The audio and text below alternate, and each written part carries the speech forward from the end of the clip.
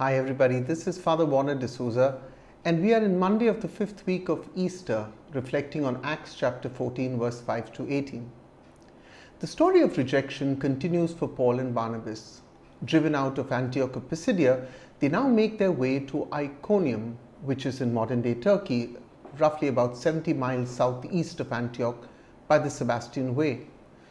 This was the main route that connected Ephesus in Turkey with Syria in Mesopotamia. While Iconium was a melting pot of races and cultures, it was predominantly a Hellenized city of Greek culture and language, but now under Roman rule. Together, Antioch, Iconium, Lystra and Derbe, all which find mention in chapter 14, are the cities of South Galatia.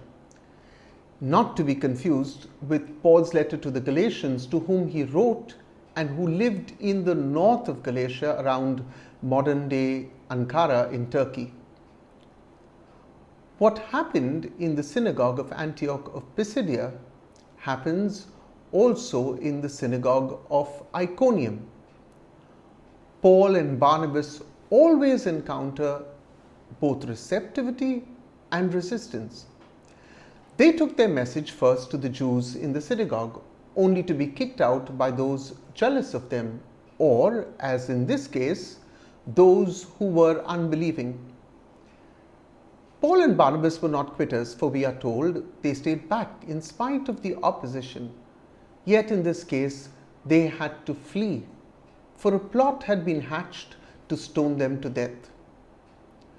Though they fled Iconium, we know that after some time they returned, which tells us that some people in that place truly believed in them. Going further south, they land up in Lystra and in Derbe, cities of Lycaonia.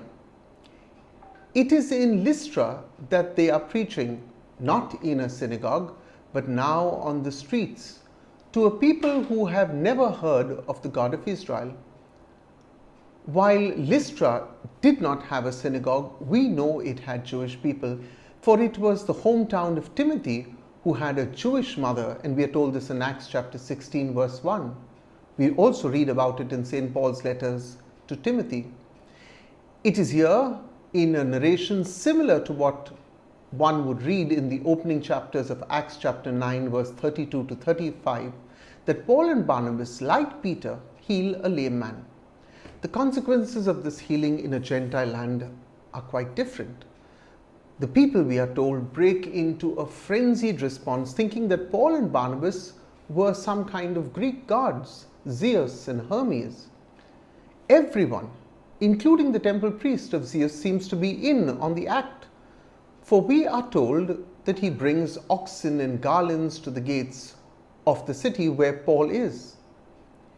It is a wonder that Paul and Barnabas broke through in their understanding of this religious outpouring in spite of what should have been their apparent lack of the local language. But the actions of the people were enough for Paul and Barnabas to reciprocate back in action. They are not taken in by the adulation, for they tear their garments, a clear indication to the citizens of Lystra that Paul and Barnabas were not happy.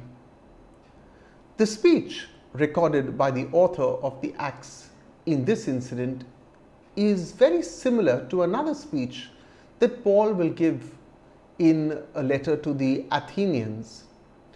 Paul tells the people that in past generations, God allowed all Gentiles to go their own ways of idolatry, but that had to stop. This passage has a lot to cut upon for Christian leaders. For authentic leadership does not draw attention to one's own glorification, no matter what the people may want, as in this case, to hail them as gods. The litmus test of Christian leadership lies in knowing who the Creator is and not focusing on the creature or the message. I want to thank you for listening to these messages. If you like them, may I request you to subscribe to this channel, or you could forward these messages to your friends. You can also read the text version of these messages on my blog, pottypadre.com. Have a blessed day.